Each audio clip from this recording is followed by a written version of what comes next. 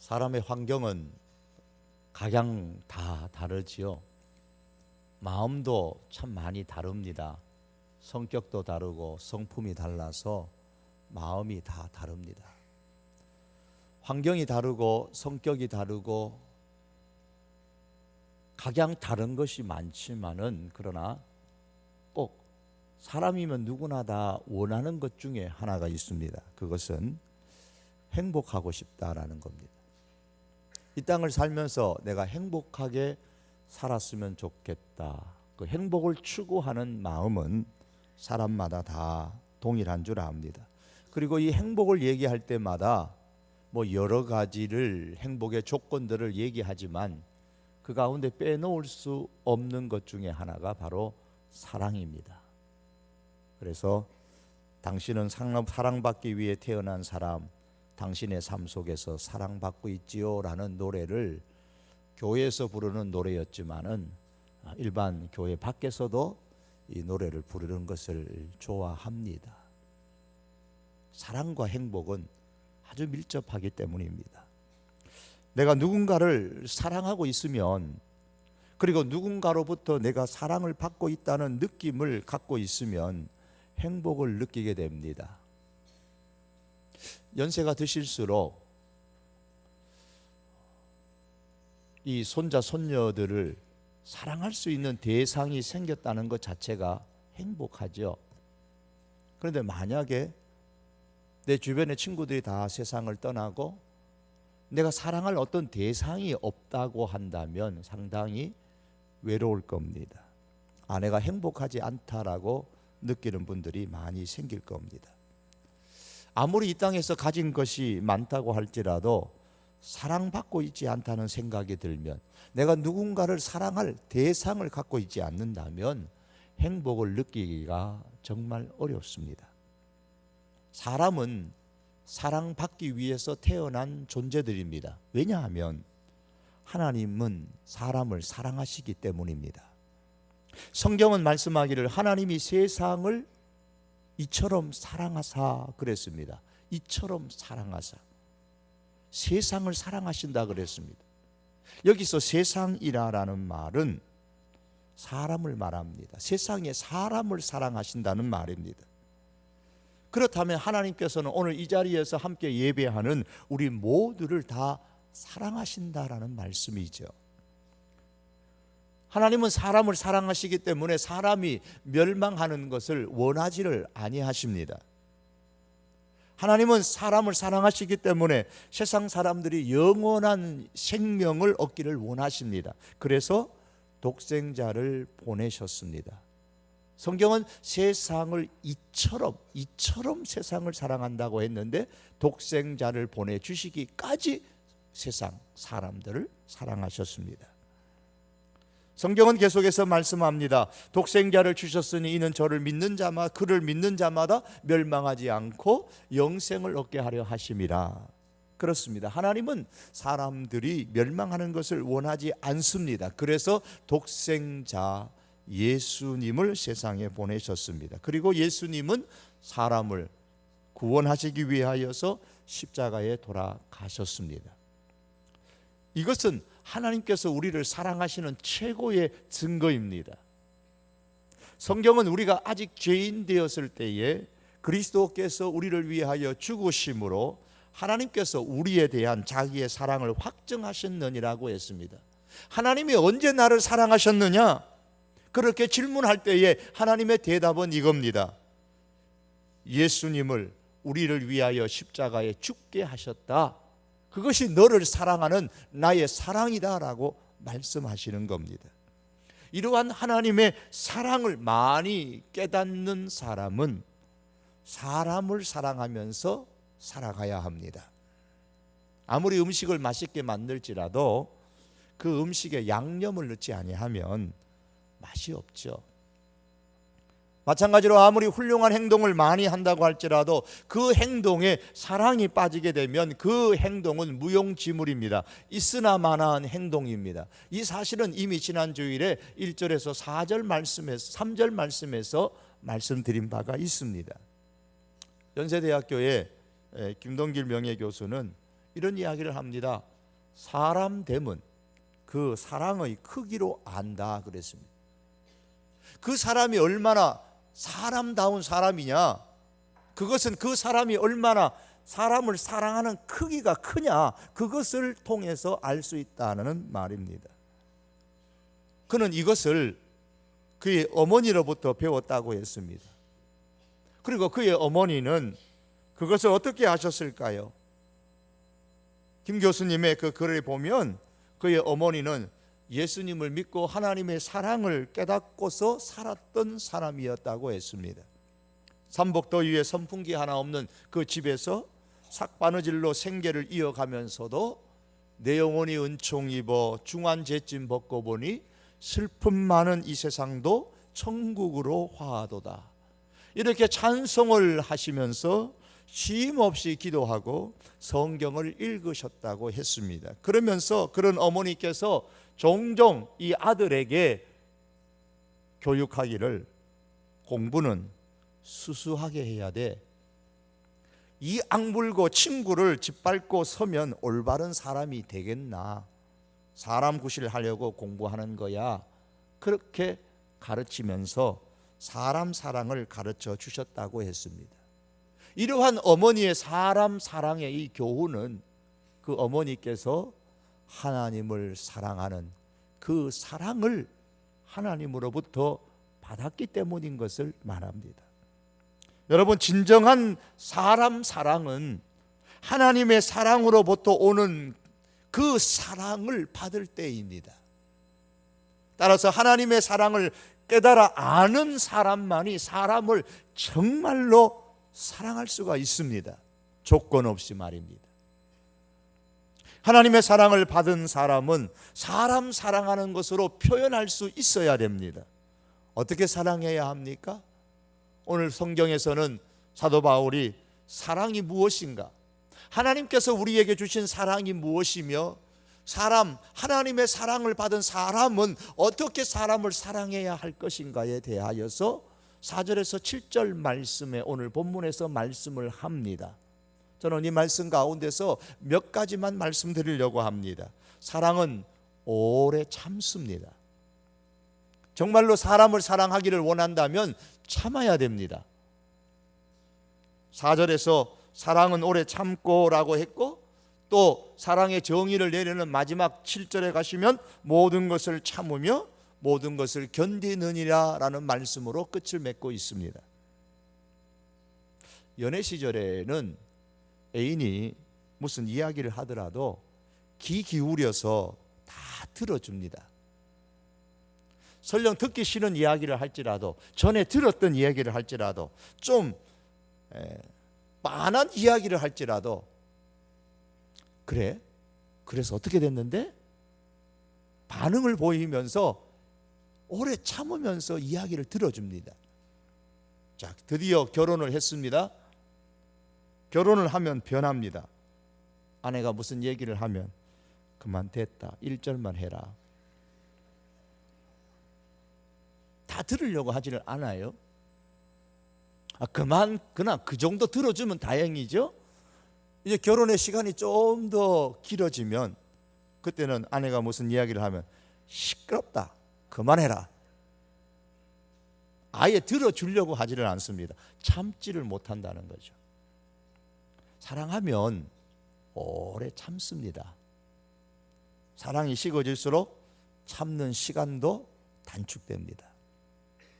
우리에게 잘 알려져 있는 설화 가운데 임금님 기는 당나귀 기라는 이야기를 아시죠?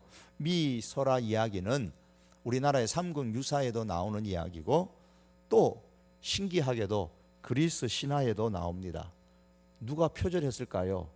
서로 표절한 건 아니겠지요? 그런데 신기하게도 우리나라의 고대 삼국유사나 그리스 신화에도 나오는데 내용이 조금은 다르지만 비슷합니다. 그리스 신화에 나오는 이 당나귀 기 이야기는 이런 내용입니다.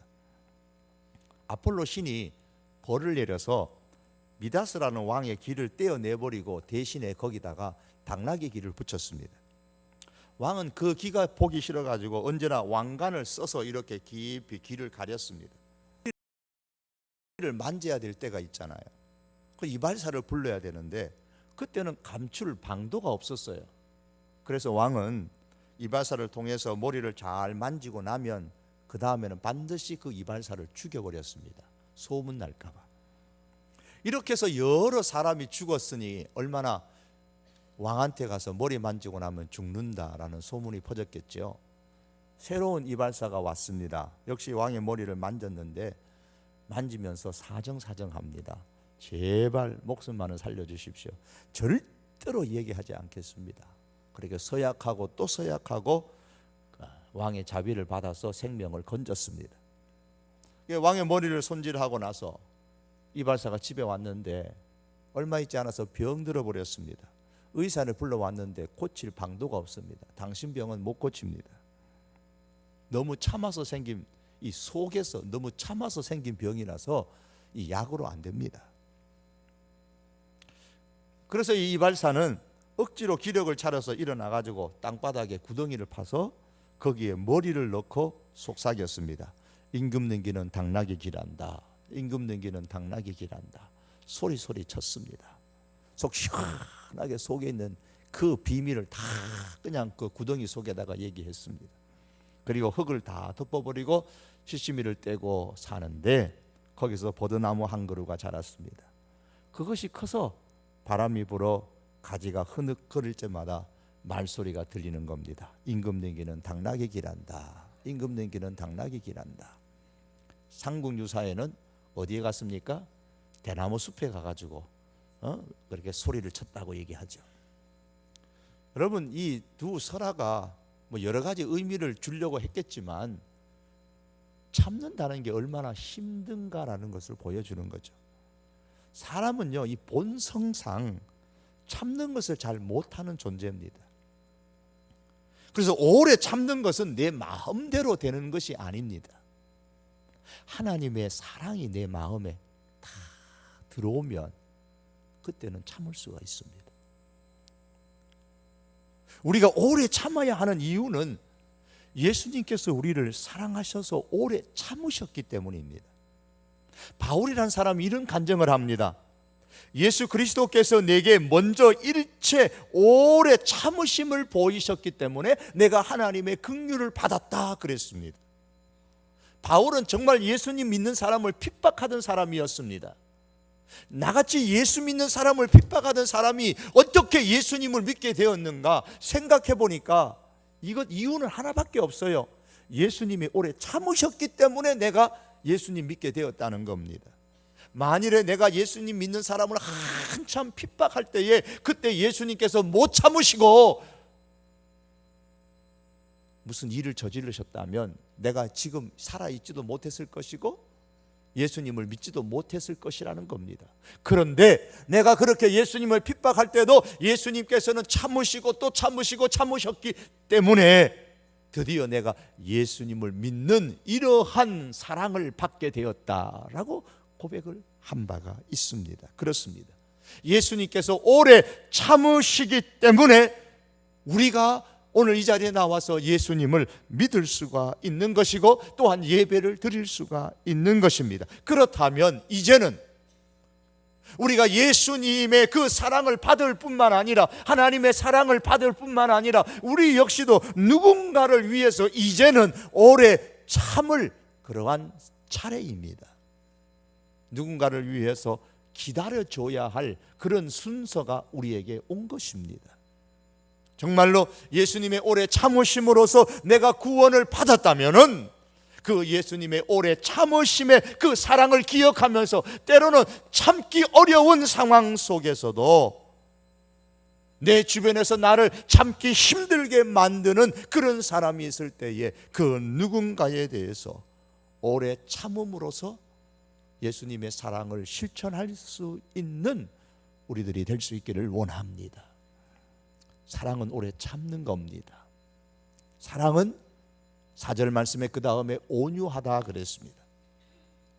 이 온유하다라는 말은 마치 어떤 마음의 심리적인 상태의 단어로 생각을 하는데 그렇지 않습니다. 본래 이 단어의 의미는 적극적으로 친절을 베푸는 뜻입니다. 친절을 베푸는 행동이에요. 어떤 월간지에 보니까 이런 내용이 있더라고요. 부부 싸움이 그치지 않는 집이 있었어요. 그 옆집은 가만 보니까 식구가 굉장히 많아요. 대가족이에요. 어른도 모시고 살아요. 다툼이 없어요. 여느 때처럼 한참 싸우던 이 부부가 하루는 궁금했습니다. 저 옆집은 어떻게 안 싸우고 살 수 있을까? 그래서 한날은 물었습니다. 식구가 많은데 어떻게 한 집에 살면서 안 싸우고 삽니까? 그러니까 웃으면서 하는 이야기가, 우리 집에는 나쁜 사람들만 모여서 그래요. 아니, 나쁜 사람들만 모였으면 더 잘 싸워야지. 나쁜 사람만 모이는데 왜 안 싸워요? 이런 얘기를 합니다. 내가 방 한가운데 놓여있는 이 물그릇을 실수로 이렇게 엎질렀습니다. 그때 나는 즉시 이런 얘기를 합니다. 내가 부주의해가지고 그랬으니까 내가 잘못했어요. 그러면 그 이야기를 들었던 아내가, 아니요, 내가 빨리 치우지 못해서 제가 잘못했어요. 그러면 어머니가 옆에 계시다가, 아니다, 나이살 먹은 내가 옆에서 보고만 있었으니까 내 잘못이 더 크지. 모두가 자기 잘못이라는 겁니다. 모두가 자진해서 자기가 나쁜 사람이라는 겁니다. 그러니까 싸움을 하고 싶어도 할 수 없지 않겠느냐라는 말입니다. 서로 사랑한다는 이야기죠. 사랑하기 때문에 친절하게 감싸주고 덮어주고 보호해주는 겁니다. 이게 온유예요. 사랑하는 사람이 별을 따라달라 하면 뭐라 그럴 겁니까? 실제로 별을 따다주지는 못할지언정 따다주는 그는 흉내라도 낼 겁니다. 별 모양의 과자를 사다 주든지 초콜릿을 사다 주든지 아니면 별을 그려가지고 주든지 흉내라도 낼 거예요. 왜요? 사랑하는 사람이기 때문입니다. 뭘 말하는 겁니까? 사랑이라는 것은 이렇게 적극적으로 친절한 행동을 보여주게 되어져 있습니다. 어떤 분이 이런 글을 썼더라고요. 아침에 출근하는 남편에게 아내가 슬쩍 지나가는 말로 한마디 했어요. 여보, 요즘 딸기가 무척 먹고 싶은데. 저녁에 남편이 돌아오는데 한 봉지 가져옵니다. 한 봉지 가져오는 게 뭔가 보니까 자기 남편이 좋아하는 군고구마만 가득 들었어요. 표현하기를, 그 군고구마는 단순한 군고구마가 아니다. 좀 과하게 표현하면 당신과 살고 싶지 않다라는 표현이라는 거예요. 왜요? 사랑은 친절한 행동이죠. 한마디 스쳐가는 이야기지만은 마음에 담고 그걸 뭔가 이렇게 사랑으로 친절하게 딸기를 사와야 되는 거 아니에요? 그런데 자기가 좋아하는 군고구마만 사왔으니 사랑하지 않는다라는 그런 표현이라는 겁니다. 친절을 베푸는 사람을 보면 보통 사람이 갖지 못한 눈을 갖고 있어요. 보통 사람들이 보기에는 뭐 별거 아닌 것 같아요. 하지 않아도 될 일 같아요. 그런데 친절을 베푸는 사람은 그걸 그냥 넘기지를 못합니다. 상대방의 아픔을 볼 줄 아는 눈을 갖고 있습니다. 예수님께서 길을 가시다가 나무 위에서 자기를 내려다보는 한 사람을 보셨습니다. 그리고 그에게 이렇게 얘기합니다. 삭개오야, 속히 내려오라. 내가 오늘 너의 집에서 머물고 싶다. 그냥 지나쳐도 누가 뭐라 할 사람 아무도 없어요. 많은 사람들이 따라오고 예수님께서 가던 길을 그냥 가시면 됩니다. 그냥 지나쳐 가신다고 해서 저 나무 위에서 자기를 부르는 것도 아닙니다. 그냥 쳐다만 보고 있는데 그냥 지나쳐도 그 누구 예수님께 뭐라 할 사람 없습니다. 그런데 그 예수님께서 가시던 길 멈추시고 그를 바라보시면서 그를 부르셨습니다. 그리고 오늘 내가 너의 집에 머물고 싶다고 말씀하셨습니다. 하지 않아도 되실 그 말씀을 하시고 걸음을 멈추시고 하지 않아도 될 그 집으로 가셨습니다. 왜일까요? 삭개오의 마음에 감추어져 있던 아픔이 보였기 때문입니다. 그 마음의 아픔, 그 마음의 상처, 그 영혼의 공허함과 그 영혼의 외로움을 주님께서 보셨기 때문입니다. 비록 그가 많은 돈은 갖고 있었지만은 사람들로부터, 그 동료들로부터 외면당함으로써 겪는 그의 마음의 아픔과 그의 영혼의 삶의 공허함과 그 외로움을 보셨기 때문에 하지 않아도 되심에도 불구하고, 멈추지 않아도 됨에도 불구하고 멈추시고, 부르지 않아도 될 그의 이름을 부르시고, 가지 않아도 될 그의 집으로 예수님이 가셨습니다. 이유는 한 가지입니다. 삭개오를 사랑하셨기 때문입니다. 그를 사랑하셨기 때문에 그의 마음에 있는 아픔이 보였고, 그 영혼의 공허함과 그 영혼의 외로움이 보였던 겁니다.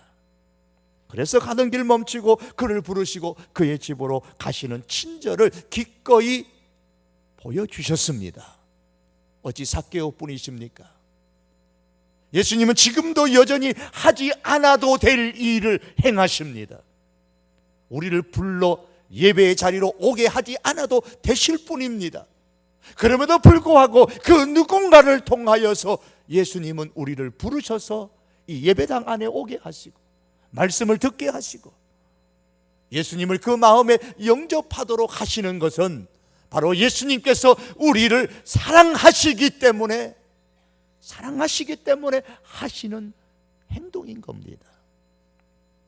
삭개오는 예수님으로부터 뜻밖의 친절을 받았을 때에 예수님을 자기 집으로 기뻐하며 초대했고 너무너무 행복했습니다. 여러분, 이 삭개오처럼 오늘 우리가 이 예수님을 우리들의 마음에, 우리들의 가정 속에 초대하지 않은 분들은 초청할 수 있기를 바랍니다. 그래서 제 용서를 받을 뿐만 아니라 마음에 쌓인 그 상처와 아픔과 그 영혼의 공허함과 그 외로움을 주님으로 인하여서 치유받음으로 주님 사랑 때문에 행복할 수 있는 그런 분들이 될 수 있기를 원합니다.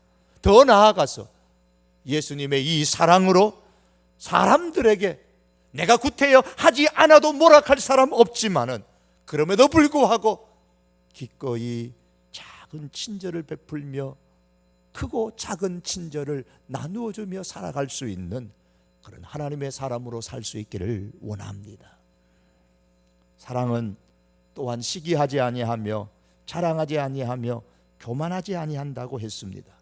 여기서 시기나 자랑이나 교만이라는 것은 다 이웃사촌이에요. 자랑이라는 것은 자기를 과시하는 것이죠. 이 자기 과시의 밑바닥에는 바로 이 교만이 깔려 있는 것이고, 자기가 더 많이 자랑할 거리가 있어야 되는데 남이 더 많이 자랑하면 그게 시샘이 나는 겁니다. 사람의 마음에는 누구에게나 자기를 드러내고 싶어하는 마음이 조금씩은 정도의 차이가 있지만 다 있습니다. 좀 드러내고 싶어하는 마음이 있어요. 드러내어야 될 어떤 상황이 되었는데 자기가 드러나지 아니하면 어딘가 모르게 마음에 좀 불편해요. 마음이 불편해. 그래서 시샘이 나는 겁니다. 왜 그렇습니까? 이런 자기 자랑이나 시샘이나 교만은 항상 자기 중심적이기 때문에 상대방이 안 보이기, 그런 현상이 나타납니다. 상대방이 무슨 생각을 하는지, 상대방이 뭘 좋아하는지, 상대방이 뭘 싫어하는지, 상대방이 마음이 지금 아픈지 기쁜지 그게 안 보여요. 부부 가운데도 이렇게 살아가면 참 힘들잖아요. 자기만 보이고 상대방의 배우자가 안 보이면 정말 힘들죠. 그러면 늘 자기 중심으로 생각하는 거예요. 내가 좋아하면 아내도 남편도 좋아하는 줄 알고, 내가 싫어하면 싫어하는 줄 알고, 내가 좋아하는 음식은 상대방도 좋아하는 줄 알고, 내가 좋아하는 행동은 상대방도 좋아하는 줄 알고, 내가 싫어하는 것은 상대방도 싫어하는 줄 알고, 그러다 보니까 늘 자기 중심으로 살기를 원하는 거죠. 그 근저에 깔려 있는 게 결국 이겁니다. 자기 자랑이나 혹은 시기나 교만인 겁니다. 사랑이 없는 거예요. 그러나 사랑이 들어가게 되면, 주님의 사랑이 그 사람의 마음속에 들어가게 되면 상대방이 보입니다. 전에는 생각하지 못했는데 또렷하게 상대방의 마음이 보여요. 저 사람이 좋아하는 게 뭔지 보이고, 저 사람이 싫어하는 것이 뭔지 보입니다. 그렇기 때문에 저 사람이 싫어하는 거 내가 하면 안 된다는 걸 알게 되고, 저 사람이 좋아하는 것은 내가 좀 해야 되겠다는 마음이 들어오게 되는 겁니다. 사촌이 땅을 사면 배가 아프다고 하는데, 여러분, 형제가 잘 되면 얼마나 좋아요? 형제 가운데 한 형제자로 못 살면 어떻습니까? 늘 마음이 쓰이잖아요. 힘들다고 도와달라고 하면 안 도와줄 수 없고, 도와주려고 할 때의 마음이 늘 쓰입니다. 형제가 다 잘 살면 어른을 섬겨도 같이 협력해서 섬길 수 있어서 얼마나 좋습니까? 한 수도사가 리비아의 어느 사막에서 수도를 하고 있었는데, 이 수도사는 늘 하나님의 뜻에 정말 합당한 그러한 깨끗한 경건한 생활을 하기 위해서 그 사막에서 고행을 합니다. 금식하고 고생을 자원하면서 그렇게 지내고 있었습니다. 이것을 마귀가 참 싫어했어요. 그래서 이런저런 많은 시험을 합니다. 육체적인 욕망의 시험도 하고, 물질의 시험도 하고, 하나님의 존재에 대한 의심의 시험도 하고, 때로는 위협을 주면서 사망에서 생명을 앗아갈 것이라고 위협도 합니다. 공포를 심어주기도 하는데, 모든 시험을 해도 다 실패를 합니다. 그러자 이 마귀가 고민을 하면서 한 가지 생각을 해낸 것이 이것입니다. 가서 한마디 합니다. 당신 동생이 알렉산드리아의 주교가 되었다고 합니다. 알렉산드리아라고 하면 그 당시에 아주 최고의 도시입니다. 큰 도시입니다. 그 도시의 주교가 되었다라는 말은 그 도시에서 최고가 되었다, 그 말입니다. 당신 동생이 대도시의 최고의 사람이 됐습니다. 그러자 그 수도사의 낯빛이 한 번에 그냥 변하더라는 거예요. 지금까지 많은 방법으로 시험을 받아서 잘 이겨내었는데 끝내는 이 시기심 때문에 넘어지고 말았다라는 이야기가 있습니다. 여러분, 사랑은 시기하지 않는 것입니다. 자랑하지 않는 것이고 교만하지 않는 것입니다. 더 나아가서 무례하게 행하지 아니하고 자기의 유익을 구하지 않는 겁니다. 무리하게 행동한다는 말은 자기 권리만을 주장한다는 거예요. 자기 권리만 주장하면 때로는 상대방에게 무리하게 행합니다. 가끔 이제 장사를 하시는 분들 가운데 손님이 오는 중에 손님이 무례하게 하는 경우가 있죠. 뭐 겪으실 겁니다. 왜 무례하게 행합니까? 나는 손님은 왕이라는 거죠. 손님은 신이라는 겁니다. 내가 돈 주고 내가 물건을 사는 내 권리가 있다는 거예요. 그 자기 권리를 가지고 상대방을 무시합니다. 여러분, 자기 권리를 주장하면 주장할수록 상대방에 대해 무례하게 행동하고, 이 무례하게 행동한 그 근저 속에는 자기의 유익만을 구하는 모습이 담겨져 있습니다. 우리를 구원하신 예수님의 사랑은 예수님께서 자기의 권리를 먼저 주장하지 않으셨기 때문에 가능한 것이었습니다. 성경은 말씀하기를 예수님이 우리를 위하여 목숨을 버리셨으니 우리가 이로써 사랑을 안다라고 했습니다.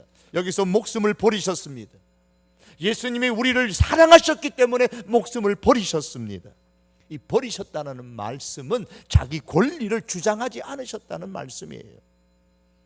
예수님께서 자신의 권리를 먼저 주장하셨다면 십자가에서 자기의 생명을 내어놓지 않으셨을 것이고 우리는 구원을 받지를 못할 것입니다. 예수님께서 자기의 권리를 먼저 주장하지 아니하시고 자신의 유익을 먼저 구하지 아니하셨기 때문에 우리가 구원을 받을 수 있고 오늘 이 자리에 나와서 예배할 수도 있는 겁니다. 예수님 말씀합니다. 내가 온 것은 양으로 생명을 얻게 하고 더 풍성히 얻게 하려는 것이라. 예수님이 이 땅에 오신 것은 관심이 자기 자신에게 있는 것이 아닙니다. 다른 사람에게 있습니다. 자기 생명이 아니라 다른 사람의 생명을 구원하기 위하여, 자기의 풍성한 삶이 아니라 다른 사람을 풍성한 삶으로 인도하시기 위하여 내가 왔다라고 말씀하셨습니다. 이 예수님의 사랑을 우리가 마음에 받을 수 있기를 원합니다. 사랑하는 성도 여러분, 말씀을 맺기를 원합니다. 하나님은 우리를 사랑하십니다. 그래서 독생자 예수님을 우리에게 보내주셨고 우리가 이 땅에서 멸망하지 아니하고 영생 얻기를 참으로 하나님은 원하십니다. 이 하나님의 사랑을 받을 수 있는 우리들이 될 수 있기를 바랍니다. 그래서 우리 주변의 사람들에게 크고 작은 사랑을 실천할 수 있는 이 12월이 되기를 원합니다. 여러분, 말씀드린 것처럼 사람됨의 크기는 사람을 얼마나 사랑하느냐, 그 사랑의 크기에 달려 있다고 했습니다. 그리고 사랑의 그 크기는 하나님의 사랑을 깨닫는 것에, 하나님의 그 사랑을 내 마음에 담는 것에 달려 있습니다. 사람 사랑의 사람이 되라고 하나님께서 우리에게 사랑을 베풀어 주셨습니다. 독생자를 보내주시고 십자가에 죽기까지 우리를 사랑하셨습니다. 이 하나님의 사랑, 이 그리스도의 이 사랑을 깨달음으로써 우리가 하나님을 사랑할 뿐만 아니라 우리 주변의 사람, 특별히 내 주변에 가까운 사람을 사랑하면서 살아갈 수 있는 저와 여러분들이 될 수 있기를 주님의 이름으로 축복합니다. 기도하시겠습니다.